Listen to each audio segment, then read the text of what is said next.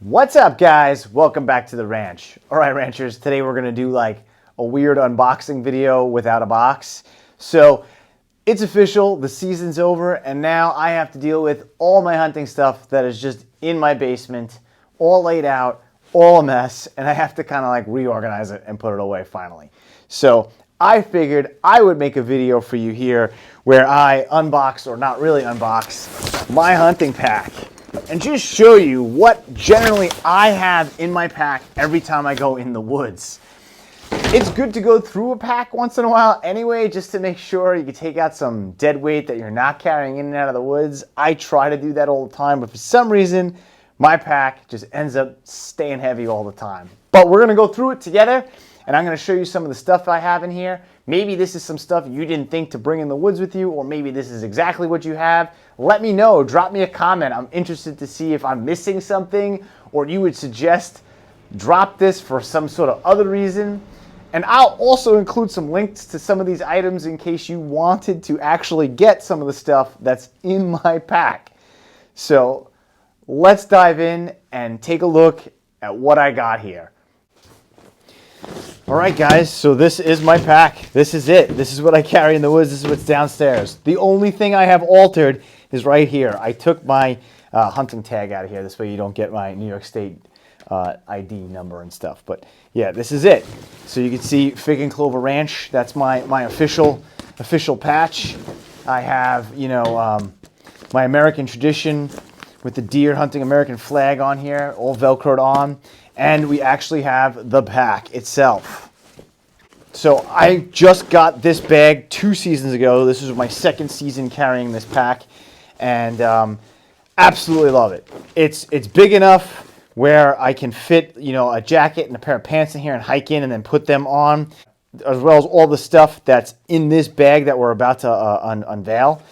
Before I go into folder, I'm going to show you this. This is just a seat that I clip on the top and carry in, because sometimes I don't sit, you know, in my tree stand with a comfy chair. I'll carry this in and take this to a spot on the ground. Or sometimes if it's really wet, I'll just carry this into my tree stand and sit on this instead of my wet tree stand seat. So I'm gonna put that off to the side here. Back to the bag. So this bag is awesome. It's got a pouch on the side that holds my water bottle, and I'm able to put this around and clip it in the front, which I really love that option on my chest because it just holds it right in place. It doesn't slip down. We got all these little tactical spots to clip stuff on, and clips themselves here. The clip itself has a whistle. I don't know, call for help, I guess. That'll be fun.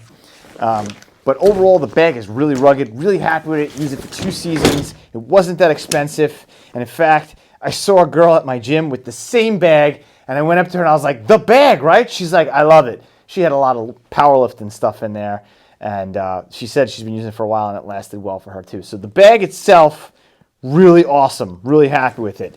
The patches, I had this one made, and I had this one I bought off Amazon.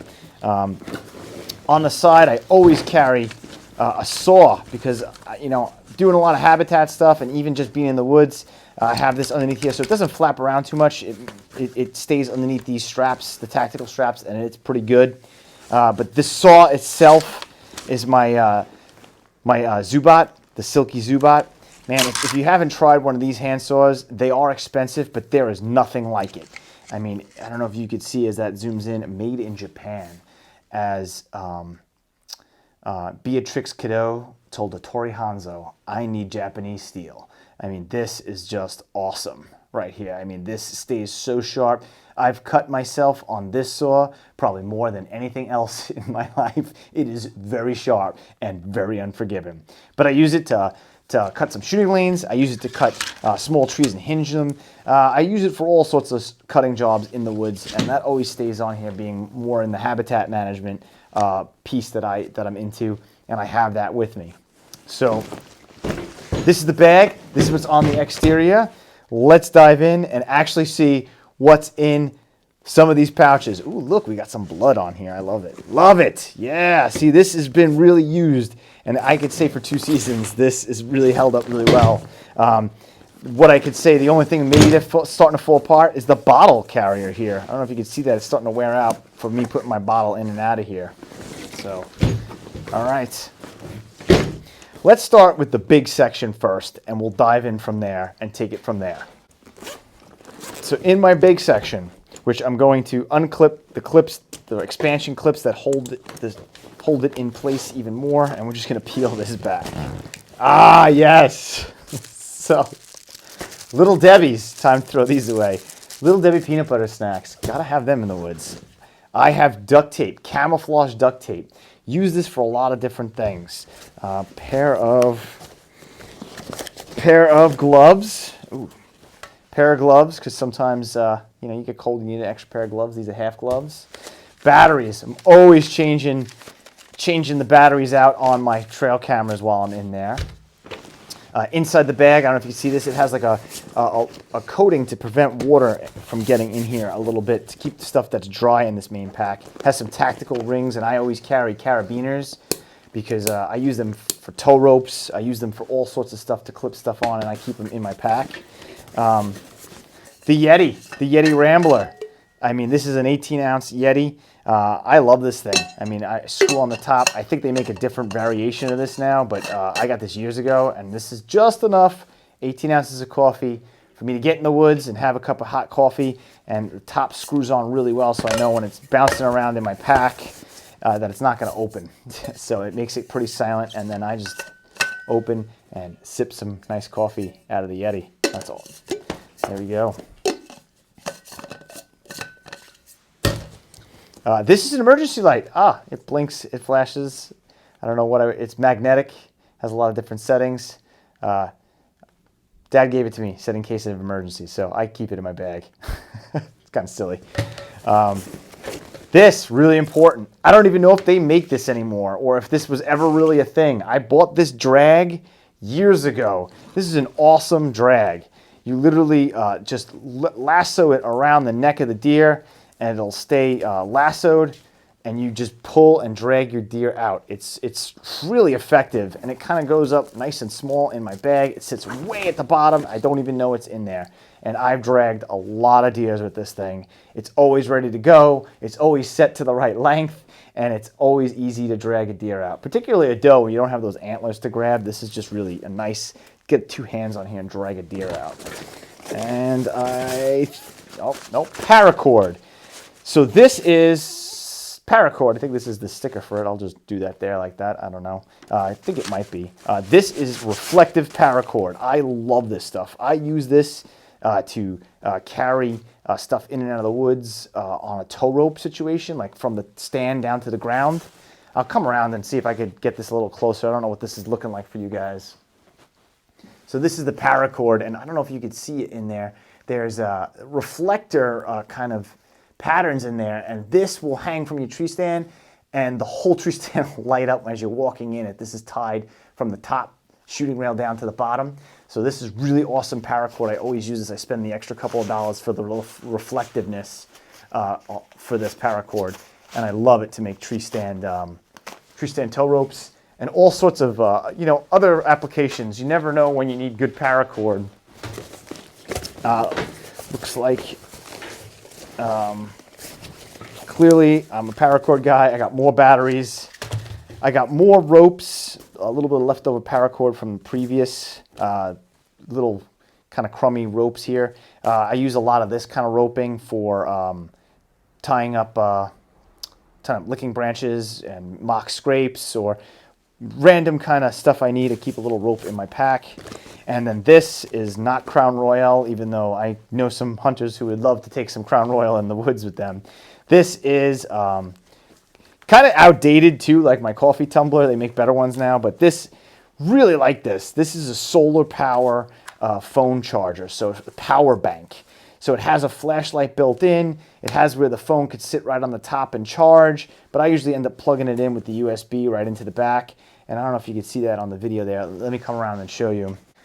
This power bank, it's charging with the lights here in my, my little studio set. And man, this charges and offers a lot of good for my cell phone, because it gets cold out in the woods and sometimes stuff dies, and you could plug other things into the bottom in here and charge all them if you really want to.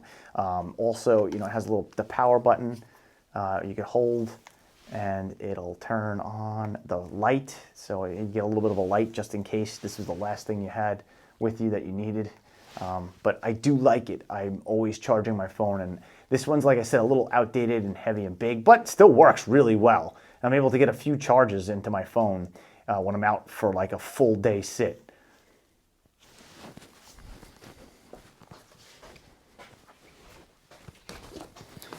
So that takes care of the first flap. There's nothing else in here. All right, so moving on. You know what? We'll do the small flap first. So the small flap in here. More batteries. These are like Harbor Freight batteries. These are reflective marking reflectors. They have the clips at the top, a hole in the bottom. If you haven't tried using these, or you think, I don't know how great these would be, let me tell you, they hold their reflection as they're like rubber vinyl coated. They reflect for seasons on end before they go bad. And even the clips will clip onto a little branch, let's just say, like kind of like my finger, and hang there straight down on your travel path or what you're trying to mark. And most of the time, the branch dies from the clip and falls off seasons later, and this still reflects sitting on the ground. So I really recommend these if you haven't messed with them. They're really awesome. More batteries, lots of batteries. I got an old-fashioned predator call. Sometimes, you never know when you start seeing some predators go by and you want to stop one with an injured rabbit, so I have that in here. The zipper container here. I have USB, not a USB, I'm sorry, a SD card, again, trail camera type stuff. I keep a lighter in my pack. You never know when you're going to want to make fire, just for safety reasons, you should carry a lighter. Real good idea to keep that in your pack. I have marking tape. This is basic marking orange, road work marking tape. Shoot a deer or you need to mark a trail. I keep this in my pack all the time. Even just habitat management type stuff. You mark trees, you need to mark trails. Got that. Even marking like a blood trail for a deer, to track a deer, you need to mark that. It's always good to have that in your pack. I have this marking tape, which is kind of cool. It has this day glow reflective gray or silver, whatever you want to see it as. It's expensive. You don't get much for the cost of it, but it really does reflect well, especially when you get into that low lighting, that nighttime, and you might have to track. You throw a little of this out and your flashlight will catch it and make the day glow reflective strips. Really important to have some of that in here. Like I said, it's a bit expensive. You don't get that much, but I do like it. I have another saw. This is a little Gerber saw, I believe, camping saw.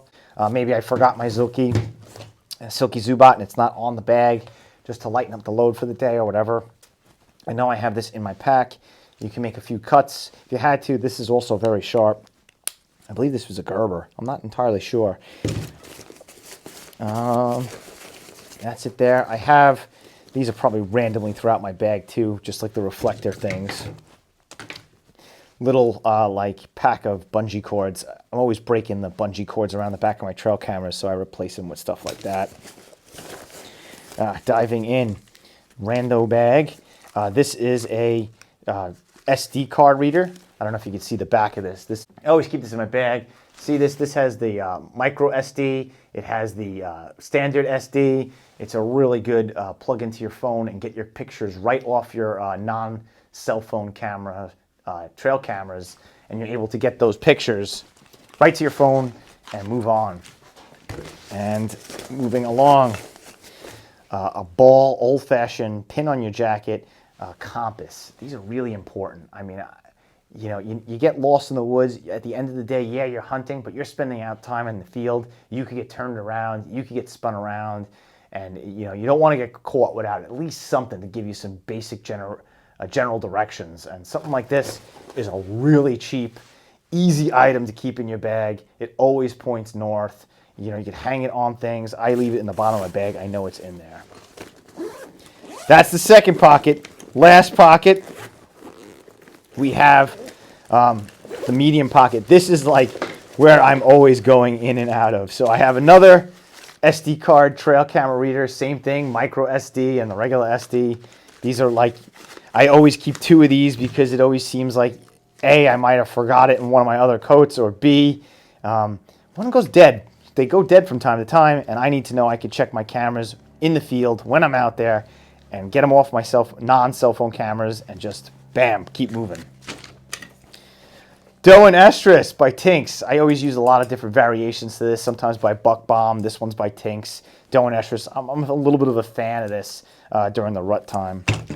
I have my Nikon rangefinder. Super important.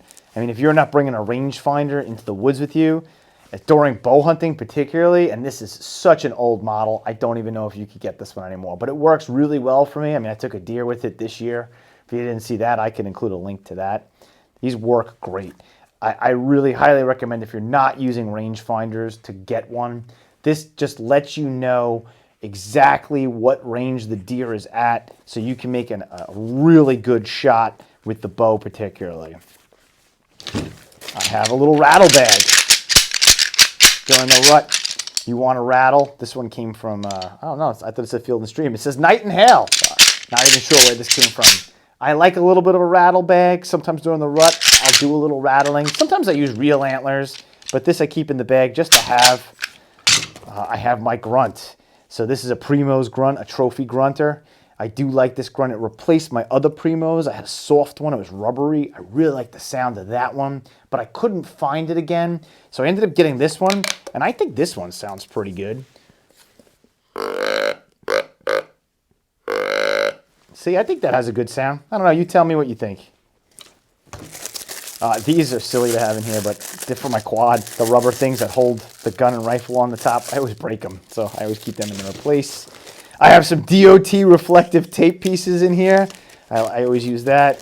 Some more small bungee cords to replace on my trail cameras.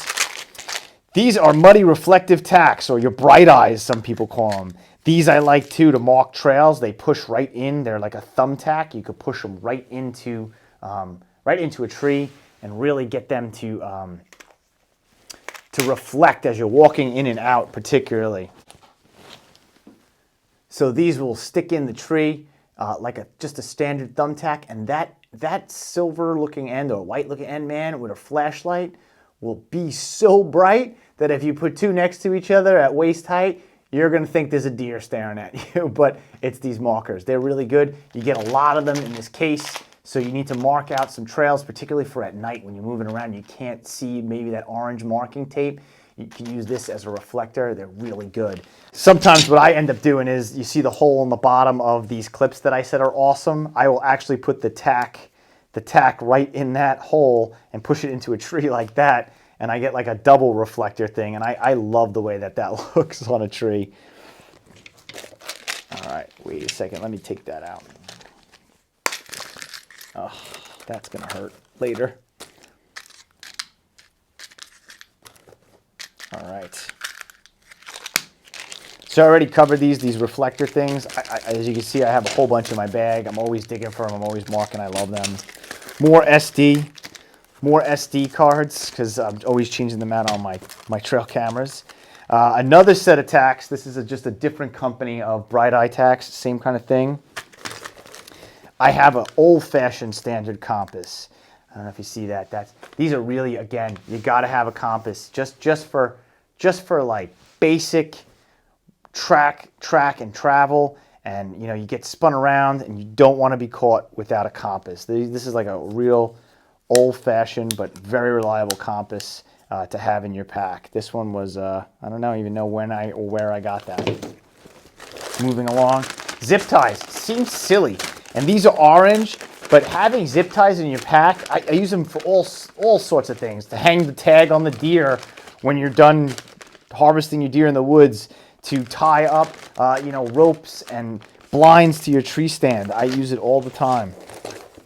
This is primetime doe and estrus type spray. I use this spray. I might use this to like activate a mock scrape or cover my boots. I even have like a wicking pad in here that I don't really use. I could probably toss that. My windicator. Oh man, I love this stuff. I use it all the time. The dry powder to show you which way the wind is going. I use this all the time to indicate where my wind is. I think this is a great product.